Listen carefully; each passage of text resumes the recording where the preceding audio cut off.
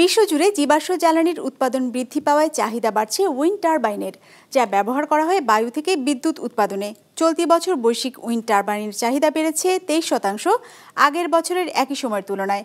গবেষণা প্রতিষ্ঠান উড ম্যাকেনজির প্রতিবেদনে এমন তথ্য উঠে এসেছে। সংস্থাটি বলছে, মূলত চীনে বায়ু বিদ্যুৎ উৎপাদন বৃদ্ধি পাওয়ায় চাহিদা বাড়ছে উইন্ড টারবাইনের।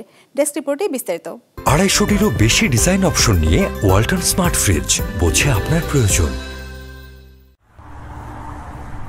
জলবায়ু পরিবর্তনের উদ্বেগের মধ্যে জীবাশ্ম থেকে সবুজ জ্বালানিতে ঝুঁকছে বিশ্ব। সে তালিকায় সবচেয়ে এগিয়ে আছে চীন। গ্লোবাল এনার্জি মনিটর GEM এর এক প্রতিবেদন বলছে, বিশ্বব্যাপী নবায়নযোগ্য বিদ্যুতের যে পরিমাণ প্রকল্প বাস্তবায়ন হচ্ছে, চীনে বাস্তবায়িত প্রকল্পের সংখ্যা তার প্রায় দ্বিগুণ। চলতি বছরের শেষ নাগাদ দেশটিতে বায়ু ও সৌরবিদ্যুৎ উৎপাদন দাঁড়াবে 1200 গিগাওয়াটে। সৌরশক্তি, পানি, বায়ু, বায়োগ্যাস, বায়োমাস সহ আরও কিছু মাধ্যম থেকে পরিবেশ বান্ধব বিদ্যুৎ উৎপাদন করা হয়। তবে সাম্প্রতিক বছরগুলোতে বাড়ছে বায়ু বিদ্যুৎ উৎপাদনের পরিমাণ, ফলে বাড়ছে উইন্ড টারবাইনের চাহিদা। বাতাসে উইন্ড টারবাইনের পাখাগুলোর ঘূর্ণয়নে উৎপন্ন শক্তির মাধ্যমে বিদ্যুৎ উৎপাদন করা হয়। গবেষণা সংস্থা উড ম্যাকেনজির প্রতিবেদন বলছে, 6 মাসের ব্যবধানে বিশ্বে 91.2 গিগাওয়াট বিদ্যুৎ উৎপাদনে সক্ষম টারবাইন বিক্রি হয়েছে, যার বড় অংশ বিক্রি হয়েছে চীনে। যার উপর ভর করে চলতি বছরের দ্বিতীয় প্রান্তিকে বিশ্বে টারবাইন বিক্রি ছাড়িয়েছে 66 গিগাওয়াট।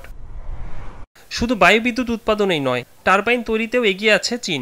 ম্যাকেনজির প্রতিবেদন বলছে, চীনের টারবাইন উৎপাদন সক্ষমতা ইউরোপ ও আমেরিকার চেয়ে অনেকাংশে বেশি। এমনকি চীনের তুলনায় দাম ও যোগানেও পিছিয়ে পশ্চিমা অরিজিনাল ইকুইপমেন্ট ম্যানুফ্যাকচারার্স OEM।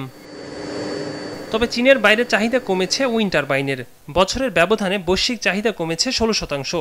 অন্যদিকে ইউরোপ এবং আমেরিকায় চাহিদা কমেছে 44% আগের বছরের একই সময়ের তুলনায়। বিশ্বের বায়ুশক্তি কোম্পানিগুলোর অন্যতম সিমেন্স। বছরের শুরুর দিকে প্রতিষ্ঠানটি জানিয়েছিল, বায়ুবিদ্যুৎ প্রকল্পের ধীরগতি, যন্ত্রাংশের সমস্যা, মূল্যস্ফীতির নেতিবাচক প্রভাব পড়েছে উইন্ড টারবাইন বিক্রিতে।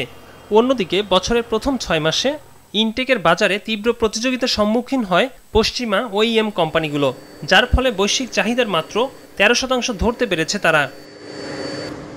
একরামুল ইসলাম খান, বিজনেস রিপোর্ট, মাছরাঙ্গা টেলিভিশন।